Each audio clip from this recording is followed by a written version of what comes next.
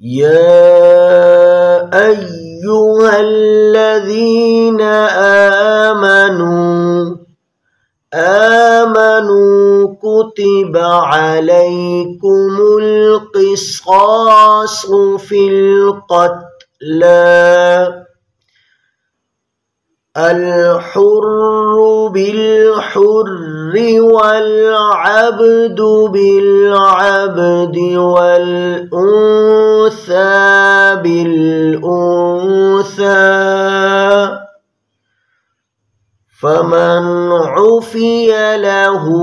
من أخيه شيء فاتباع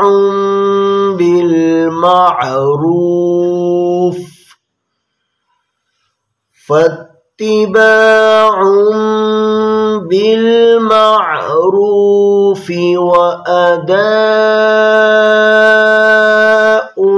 إليه بإحسان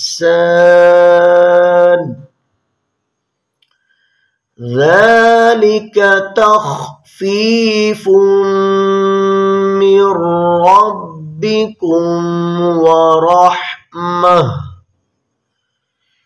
فمن اعتدى بعد ذلك فله